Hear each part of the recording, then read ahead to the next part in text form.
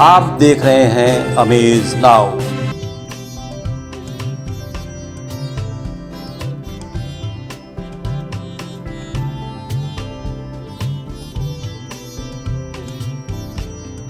नमस्कार दोस्तों, दिग्विजयनाथ एलटी प्रशिक्षण महाविद्यालय के 50 वर्ष पूर्ण होने पर काव्य कलश कार्यक्रम मनाया गया। इसी क्रम में हम आपको दिखाते हैं डॉक्टर चारुशीला सिंह की प्रस्तुति, जिन्होंने स्वयं के साथ ही साथ नारी के हर रूपों का वर्णन बहुत ही सुंदर पंक्तियों और शब्दों के आधार पर किया है। जैसे स्त्री ही सृष्टि का आधार है, शिव की जटा में प्रबल धार है, और साथ ही साथ इन्होंने माता कैकेयी की वीरता का वर्णन किया है। और अंत में प्रभु श्री राम को जन जन में सब में स्थापित कर कहा है, हृदय धाम में सदा रहे आबाद मेरे श्री राम, हर विवाद मिट जाए वो संवाद मेरे श्री राम। सबने बहुत अच्छा सुना है और मुझे तो बहुत देर से सुना है, बहुत देर से सुन रहे हैं। तो कुछ कहना नहीं चाहूँगी, ये जरूर कहूँगी कि आज के काव्य पाठ में मंच की तरफ से अगर कोई त्रुटि हुई हो तो वो सब मेरी, और अगर सब कुछ बहुत अच्छा लगा हो तो वो मंच के मेरे साथियों का। वो सब भी आपकी बात है। और सबसे बड़ी बात है कि हम कहते हैं ना कि वातावरण का बहुत प्रभाव पड़ता है और वातावरण हमारी सर्जना करता है। तो मैं आज के कार्यक्रम के अध्यक्ष डॉक्टर श्री राजेंद्र भारती जी के प्रति आभारी हूँ। पुनः प्रणाम निवेदित करती हूँ आपको कि आपकी उपस्थिति ने निसंदेह आज की तिथि को मेरे जीवन कैलेंडर की यादगार तिथि बनाया है। आपने इतने मन से सुना है तो मैं वो मानती हूँ कि वो अंश है कि आपने भी पूरे मन से हमें सराहा है, सुना है। हर कलम को आपने बहुत सम्मान दिया है, मान दिया है। अंतिम में पढ़ने वाले की थोड़ी विवशता होती है कि कुछ कम लोग ही होते हैं, कुछ लोग चले गए हैं, तो मन तो थोड़ा सा दुखी पहले बैठे बैठे ही हो जाता है। पर कोई बात नहीं, ये भी नहीं कहूँगी कि जो शेष था वो विशेष है, और जो सब हैं आप सुनेंगे, सुनने वाले रह जाते हैं। तो बहुत थोड़ा सा समय लूँगी, लेकिन मन पूरा चाहूँगी आपका। यहाँ से बहुत कुछ कहा गया है, कुछ बचा नहीं है, लेकिन मैं पहले ही बता दूँ कि बहुत सारे रस आपने सुने हैं और सब ने कहा है कि मैं प्रेम, और किसी के नाम में प्रेम था, कुछ था, सबने प्रेम पढ़ा है। पर मैं आपको बता दूँ, मैं प्रेम नहीं पढ़ती, मैं वो प्रेम पढ़ती हूँ जिन्होंने दुनिया के बड़े मंचों पे मुझे प्रेम से स्वीकार करवाया है। उस ईश के नाम पढ़ती हूँ मैं, उस प्रेम के नाम पंक्तियाँ पढ़ती हूँ। दुनिया के परिचय से पहले जिनके गर्भ में रहकर मेरा संबंध उनसे स्थापित हुआ, उस शब्द के नाम, अपनी माँ के नाम पंक्तियाँ पढ़ती हूँ मैं। उस प्रेम के नाम पंक्तियाँ पढ़ती हूँ जो सीमा पर, सरहद पर रह के हमें और आपको ये उल्लास के पर्व, ये दिन देते हैं। वो दिवाली नहीं मनाते, पर हम आप अपने परिवार के साथ मनाते हैं। तो ज़्यादातर मेरी रचनाएं उस स्नेह के नाम होती हैं। उठा लीजिए अवंकर, अब मेरी बारी है तो फोन बज रहा बहुत, बस 3 मिनट का समय मान लीजिए, 3 मुक्तक होंगे, थोड़ा सा पढ़ूंगी। तो बस माँ को नमन करती हूँ, यहीं से अपनी बात की शुरुआत करती हूँ। आपने बहुत सारा सुन भी लिया है, तो कहती हूँ, ईश्वर की कृपा, और सच बात है जो आध्यात्मिक होता है ना, वो तो जीवन के हर ऊंच नीच में, हर चीज़ में प्रभु का मंगल विधान ही देखता है। मैं उसी परिवार से हूँ, राजपूत होते हुए भी ब्राह्मणोचित रहन सहन है। बचपन से मैंने कभी नॉनवेज नहीं खाया। मैं इसलिए कह रही हूँ कि मैं उस परंपरा से आती हूँ, और आज जिस पीठ की परंपरा का निर्वाह कर रही हूँ तो निसंदेह गर्वित हूँ कि जिस धरा पर मैं खड़ी हूँ वो इसी तरह की परंपरा का संवाहक है, इसी का संरक्षण करता है। तब कहती हूँ, ये दिक्कत मुझे भी है।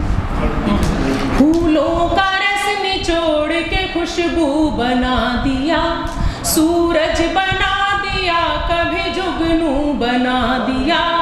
फूलों का रस निचोड़ के खुशबू बना दिया, सूरज बना दिया, कभी जुगनू बना दिया। माँ को कहती हूँ, तेरे करम की भीख ने इतना करम किया, तेरे करम की भीख ने इतना करम किया, इस बेहुनर को आपने चारू बना दिया, इस बेहुनर को आपने चारू बना दिया, इस बेहुनर बहुत बहुत धन्यवाद, आभार। अब आप लोग अगर बिल्कुल तालियां नहीं बजाएंगे तो भी चलेगा, कोई बात नहीं है। जो संचालन करता है उसकी भी बड़ी जिम्मेदारी होती है। तो मैंने पहले भी महसूस किया था और हमारे साथी आए, आपने बहुत मन से बजाया है, तो आप मत बजाएंगे तो भी चलेगा, मुझे कोई शिकायत नहीं, आपने बहुत आह्लादित किया है। तो यहीं से पढ़ती हूँ जो आज का हमारा संयोजन है, जिसके नाम माइक खींच तो रहा है। स्वर में पढ़ने वाले को और तहत में पढ़ने वाले को थोड़ी थोड़ी अपनी अपनी तरह से थोड़ी सुविधाएं होती हैं। तो शक्तियों के नाम पढ़ती हूँ वो पंक्तियाँ जो मेरी पहचान की पंक्तियाँ हैं, जिनसे मुझे जोड़ा जाता है कि ये मेरी सिग्नेचर लाइन है, ये पंक्ति है। आपके मन की होगी, दोनों पक्षों की, यहाँ सिर्फ बेटियाँ नहीं हैं, आपकी माँ, बहन, बेटी, पत्नी, हर शब्द में आपको मिलेंगी। इसलिए आप सबकी पंक्तियाँ हैं, आपको प्रेषित करती हूँ। सुनिएगा कि क्या हैं स्त्रियाँ। स्वप्न हूँ, कल्पना हूँ, मैं साकार हूँ, दवा हूँ, दर्द हूँ, मैं ही उपचार हूँ। स्वप्न हूँ, कल्पना हूँ, मैं साकार हूँ, दवा हूँ, दर्द हूँ, मैं ही उपचार हूँ। मैं सृजन भी, प्रलय भी हूँ, सुकुमार भी। मैं सृजन भी, प्रलय भी हूँ, सुकुमार भी। लोग कहते हैं सृष्टि का श्रृंगार हूँ, लोग कहते हैं सृष्टि का श्रृंगार हूँ। बेटियों को तो बता ही रही हूँ, आपको भी बता रही हूँ, क्योंकि हम सब अपने स्वरूप को, मैंने अभी कहा कि विस्मृत कर जाते हैं, इसलिए भी इन पंक्तियों को पढ़ती हूँ। आगे और क्या हूँ, दो चार इन्हीं सिलसिले से इसी गोत्र की कुछ पंक्तियाँ हैं, सुनिएगा कि और क्या क्या हूँ।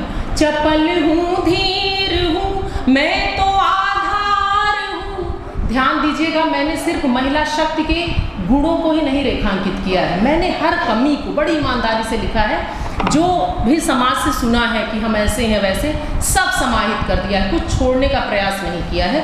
तब कहती हूँ, सुनिएगा।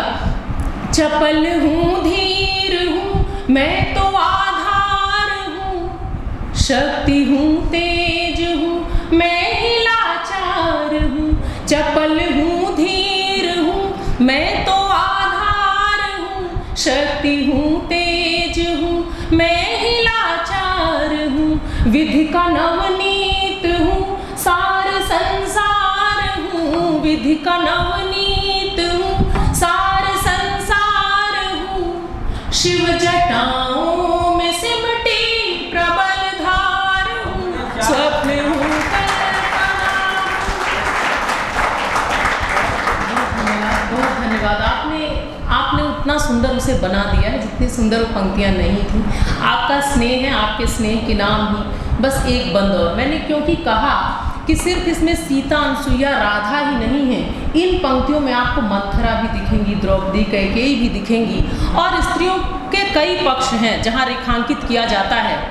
अगर वो दमयंती है तो जब आवश्यकता पड़ती है तो वो रंग क्षेत्र में कैकेयी के दो स्वरूप हैं, आप याद रखिएगा, रेखांकित अक्सर नहीं करते, हम हमेशा नकारात्मक पक्ष को सामने रख देते हैं। सब बार बार कहते हैं कि वो माँ ठीक नहीं थी, विमाता हो गई, ऐसा कि आराम को भेज दिया, क्या नहीं किया, क्या नहीं। लेकिन उस पक्ष को रेखांकित नहीं किया जाता है कि उन्होंने देवासुर संग्राम में अपने पति के प्राणों की रक्षा की थी। तो एक स्त्री ही है कि जब जैसी आवश्यकता पड़ती है, पल पल अपने स्वरूप को परिवर्तित करने की शक्ति रखती है। तब मैं शक्तियों के नाम एक पंक्तियाँ पढ़ती हूँ।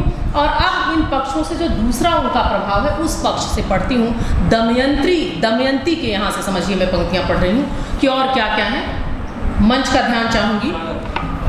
झील हूँ मैं, शिकारी, शिकारा भी हूँ। झील हूँ मैं, शिकारी, शिकारा भी हूँ। धार हूँ, वार हूँ, मैं सहारा भी हूँ। झील हूँ मैं, शिकारी, शिकारा भी हूँ। धार हूँ, वार हूँ, मैं सहारा भी हूँ। काम की भामिनी और भुवन मोहिनी, काम की भामिनी और भुवन मोहिनी। मैं नजर हूँ, नजर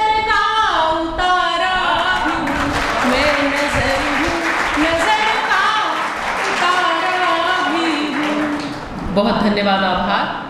अब मैं अपनी जगह लूँ या कुछ और आदेश लूँ, कुछ थोड़ा सा और पढ़ दूँ?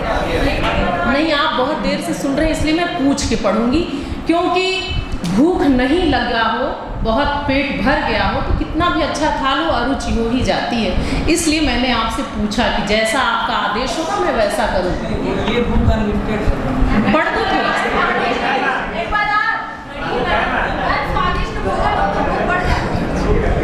चलिए, आपका स्नेह है तो एक जिम्मेदारी का सृजन में पढ़ती हूँ, पर आपको अच्छा लगेगा क्योंकि रामकृष्ण की भूमि है और इस पीठ के नाम जैसा आयोजन होता है, और मैं शिक्षक हूँ तो निसंदेह जो हमारे सामने बैठा है वो भी वही वर्ग है, तो वो भी चाहता होगा कि जिस नाम आयोजन है वहाँ से भी कुछ पंक्तियाँ पढ़ी जाएं। और बहुत ज़्यादा तालियां बजी थी, बहुत सराहना हुई उस दिन पीठ पे। मैंने एक वाक्य कहा था एक रचना को पढ़ने से पहले कि गोरखपुर की दखल के बाद जहाँ तक मैंने महसूस किया है हर घर अवध हो गया है। इस पंक्ति को बार बार कई बार तालियां बजी कि तुमने तो बहुत बड़ी बात कह दी। तो निसंदेह हम लोगों को गर्वित होना चाहिए कि गोरखपुर का ही वो प्रभाव है। देखिए, देश की सीमा को लांघ गया है, भले हम प्रदेश और यहाँ तक माने, तो अपने प्रभाव अपने घर के नाम भी एक बार तालियां आप बजा दीजिए इस आयोजन के नाम।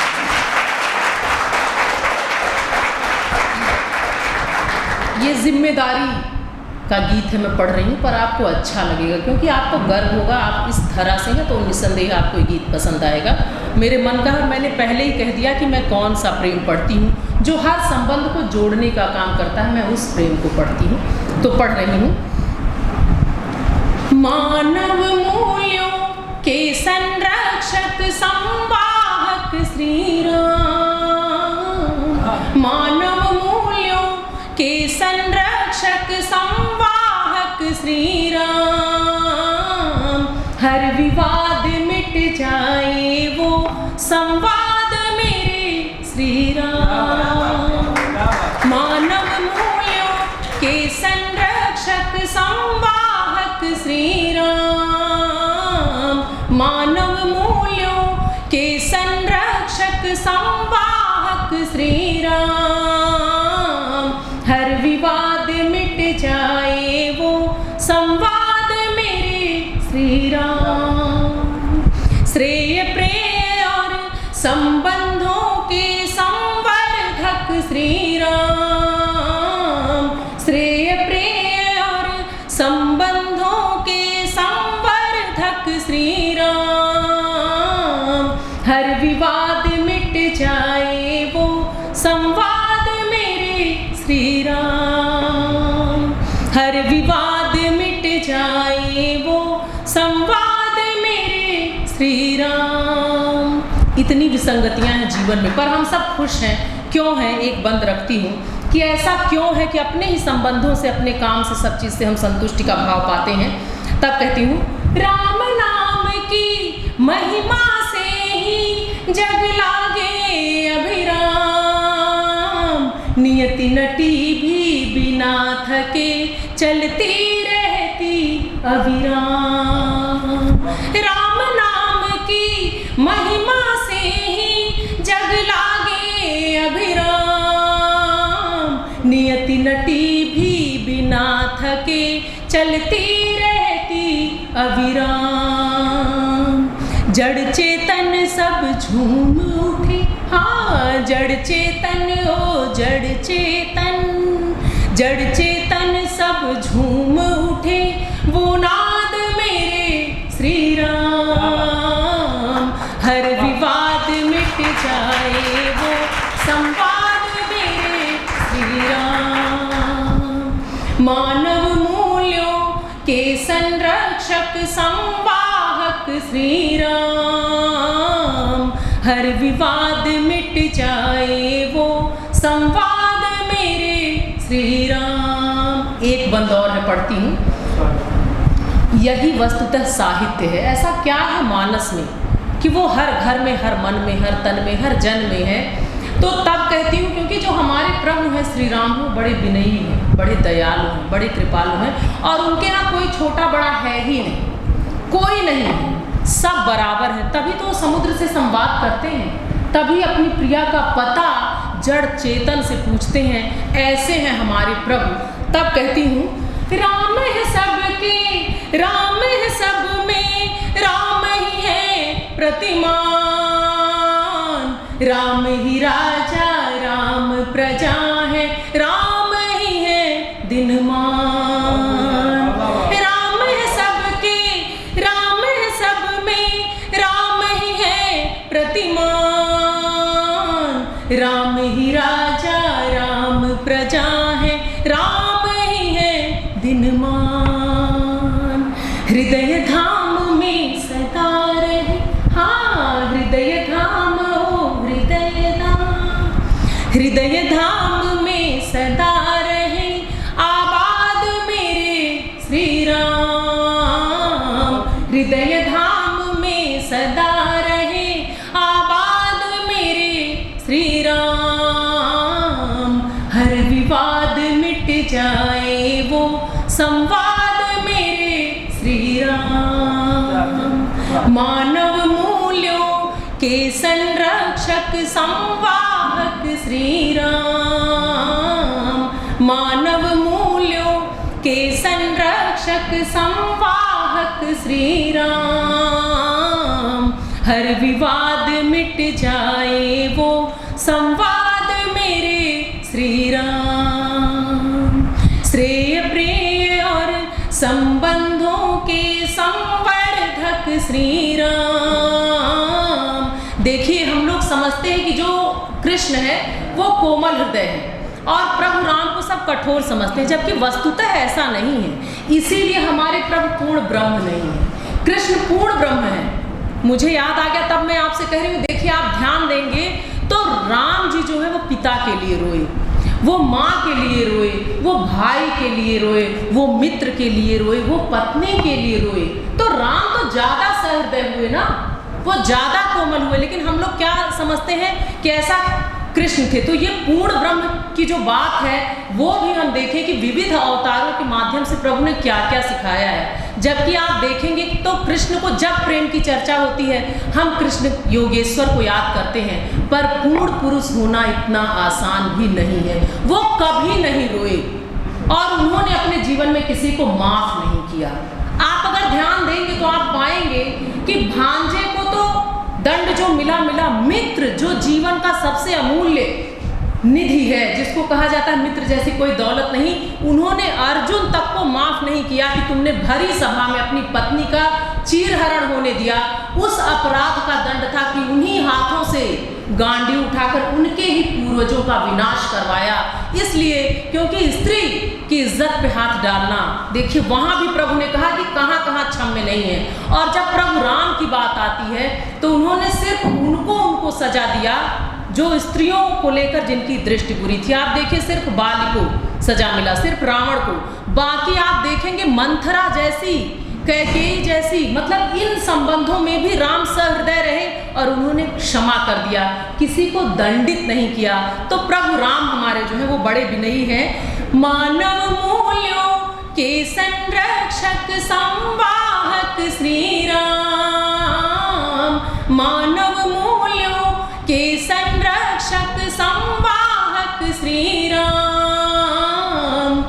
हर विवाद मिट जाए वो संवाद मेरे श्री राम। धन्यवाद। अब इस कार्यक्रम के अध्यक्ष डॉक्टर राजेंद्र भारती ने भी अपनी रचनाओं को लोगों के समक्ष रखा।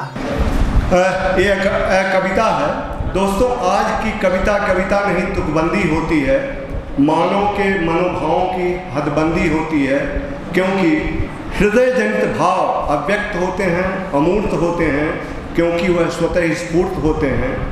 कोई भी भाव व्यक्त होकर चेतना शून्य हो जाता है। कोई भी भाव व्यक्त होकर चेतना शून्य हो जाता है, ससीम और परजीवी होकर निर्जीव हो जाता है। वह कोरा शब्द जाल होता है, वह कोरा शब्द जाल होता है, तथा कथित कवि के मन का मलाल होता है। बड़े से बड़ा कवि भी अपने मनोभावों को पूरी जुबान नहीं दे सकता। कारण क्या है? भावाभिव्यक्ति हेतु शब्दों के लाले, साथ ही साथ दिमाग पर लगे पूर्वाग्रह के ताले। यहीं आकर असली कवि मरता है और मौका परस्त स्वार्थी कवि जन्मता है, जो आलोचना व सच्चाई से डरता है।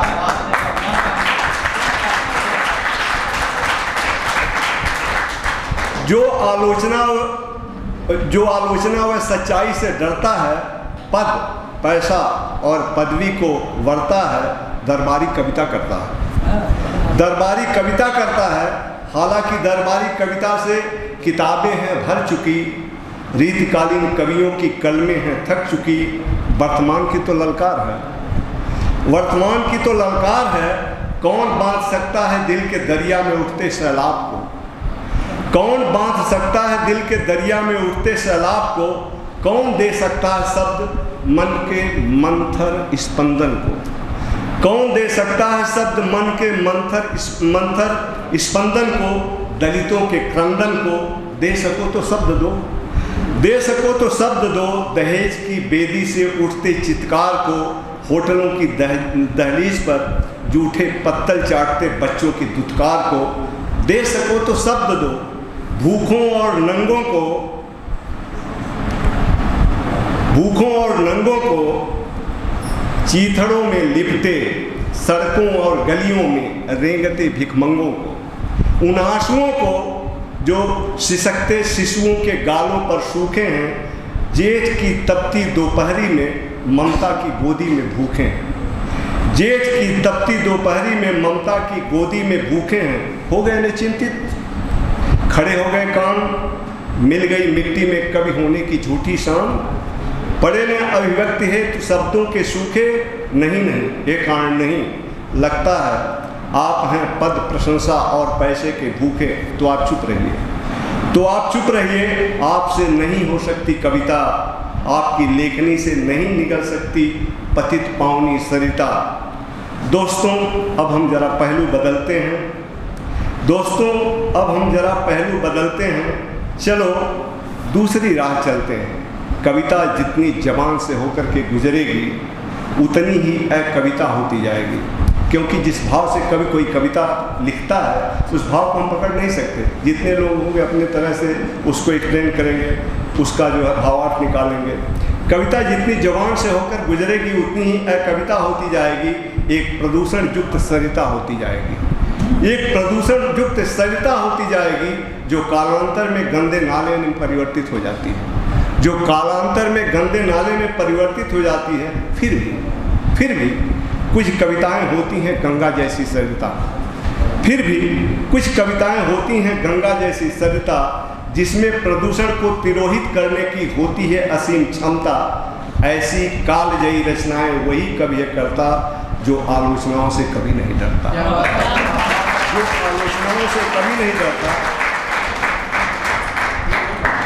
ऐसा कवि सदियों में एक होता है, जो अपनी कविता से क्रांति के बीज बोता है। वह क्रांति सामाजिक हो या आर्थिक, राजनीतिक हो या धार्मिक, मगर होती जरूर है। आप इसे अवश्य मानेंगे अगर आप तुलसी, टैगोर, बंकिम, इकबाल और सुब्रमण्यम भारती, जो बहुत बड़े क्रांतिकारी थे साउथ के, सुब्रमण्यम भारती, अगर आप तुलसी, टैगोर, बंकिम, इकबाल और भारती को जानते होंगे, अपनी महिमा मंडित अतीत को पहचानते होंगे, क्या इस कविता में मैं अपने मनोभावों को उचित अभिव्यक्ति दे पा रहा हूँ? यह मेरा आपसे आखिरी सवाल है, यह जानते हुए भी कि आपका नाम ही जवाब है।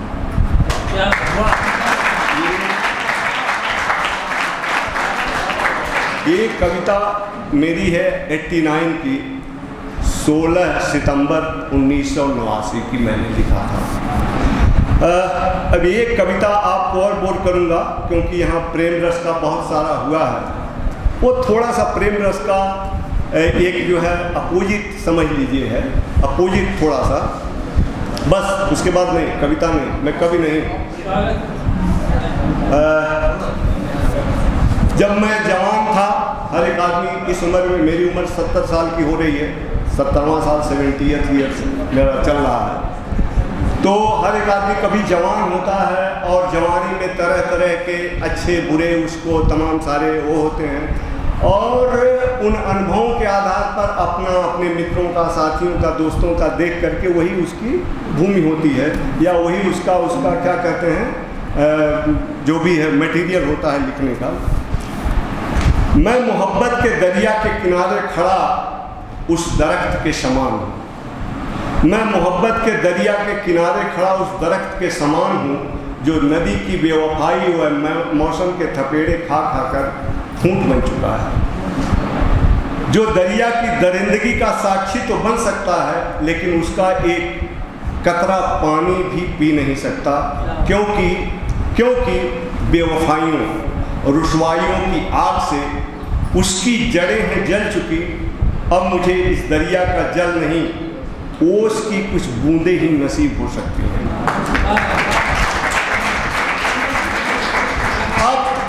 अब मुझे इस दरिया का जल नहीं, ओस की कुछ बूंदें ही नसीब हो सकती हैं, जो मुझे हरा भरा होने का एहसास तो दिला सकती हैं, लेकिन प्यार की पावन मदिरा पिलाकर मदहोश नहीं कर सकती। लेकिन प्यार की पावन मदिरा पिलाकर मदहोश नहीं कर सकती, क्योंकि जितना समय मुझे पौधे से पेड़ बनने में लगा था, जितना समय मुझे पौधे से पेड़ बनने में लगा था, उससे कम समय फूंट बनने में नहीं लगा है। उससे कम समय फूंट बनने में नहीं लगा है। पता नहीं कितने बरसातों की फुहारें व पावस की ओस मुझे बड़ा कर पाई होंगी। न जाने कितने, पता नहीं कितने बरसातों की फुहारें व पावस की ओस मुझे बड़ा कर पाई होगी। वैसे ही न जाने कितने ग्रीष्मों का आतप, वह पतझड़ के परिंदे मुझे ठूंठ बनाने में लगे हैं। ठूंठ बनकर मैं संवेदना शून्य हो गया हूँ। पतझड़ का दर्द व ग्रीष्म की आग मुझे अब नहीं सताती। पतझड़ का दर्द व ग्रीष्म की आग मुझे अब नहीं सताती। ओलों की मार अब मुझे विचलित नहीं करती। तूफानी हवाएं मुझे झकझोर नहीं सकती, क्योंकि दर्द की वेदना व सुख का सिहरन प्रेषित व महसूस कराने वाले सारे तंतु सूख कर संज्ञा शून्य हो गए हैं। मैं मात्र लकड़ी का एक निर्जीव टुकड़ा बनकर रह गया हूँ। जमीन से लगे होने के नाते खड़ा हूँ, समय का साक्षी बनकर विरह की वेदना सहने के लिए लोगों को प्यार की दरिया में नहाते हुए, प्यार के परिधान में लिपट कर सिहरते हुए, मोहब्बत के दरिया में बिहरते हुए निहारने के लिए, मोहब्बत की दरिया में बहते हुए निहारने के लिए, उस नदी की बेवफाई की सीमा परखने के लिए, तन्हाई का स्वाद चखने के लिए, वही नदी जिसने प्यार के पानी से सींचकर हमें बड़ा किया, एक मासूम पौधे से पेड़ बनाकर खड़ा किया, वह नदी अब इतनी बेवफा हो गई है कि अपने पाट को चौड़ा नहीं करती, इसलिए कि कहीं भूल से हमें भी जीने के लिए थोड़ा जल न मिल जाए, खड़ा होने के लिए थोड़ा बल न मिल जाए, और नहीं तो उल्टे अपना पाट और सिकोड़ती जाती है, हमसे दूर होती जाती है, हमें ठूंठ दूर देखकर आनंद पाती है। यह नहीं सोचती कि पाट पतला होने से, मन खोटा होने से खुद उसी का अस्तित्व खतरे में पड़ सकता है। खुद उसी का अस्तित्व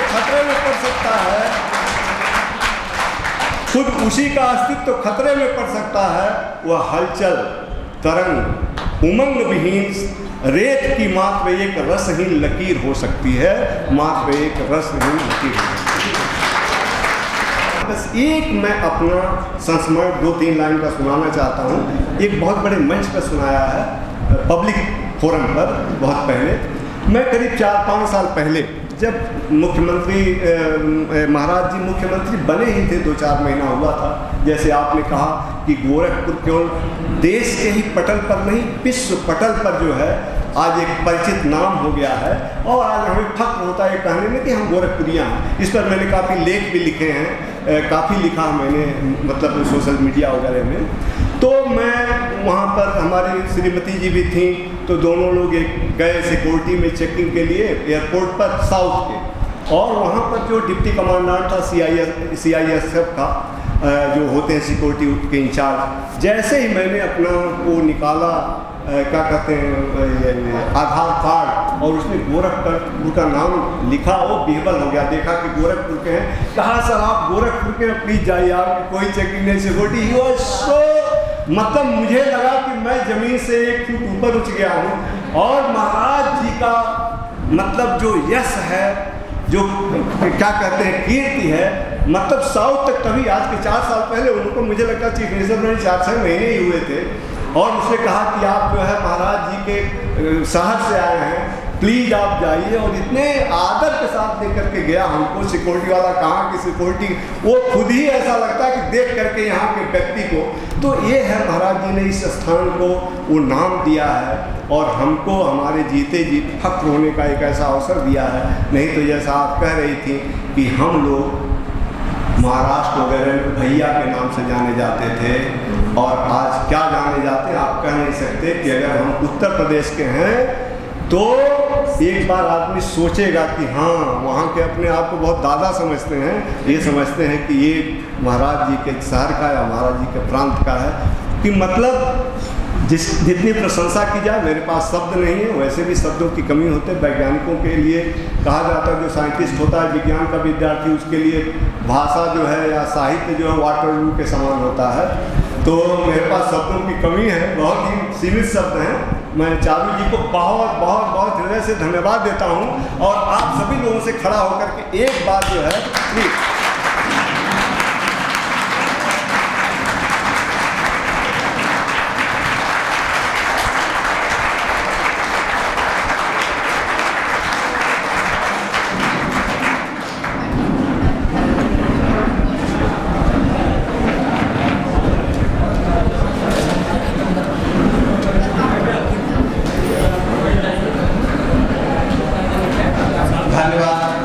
अध्यक्ष महोदय, निश्चित रूप से हम सभी गौरवान्वित हैं कि इतना सुखद क्षण आपके बीच ये व्यतीत हुआ, और विभिन्न प्रतिभाओं को, ऐसी मेधा को, ऐसे कवियों को हमको सुनने का मौका मिला।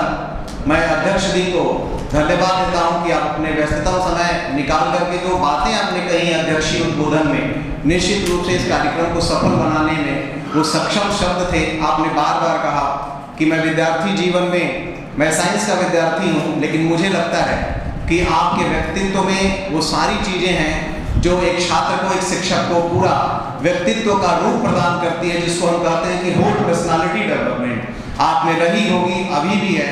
को अमेज नाउ का हमेशा से यही प्रयास रहता है कि हम हमारे शहर में हो रहे हर गतिविधियों से, हर घटनाओं से आपको अवगत कराते रहें। काव्य कलश कार्यक्रम आपको कैसा लगा, अपनी प्रतिक्रिया हमें ज़रूर दें। साथ ही साथ आप हमारे कार्यक्रमों को देख सकते हैं नेट नेटवर्क के 154 नंबर पर और नेट विजन के 228 नंबर पर हम उपलब्ध हैं। इसी के साथ हमें अनुमति दीजिए। नमस्कार।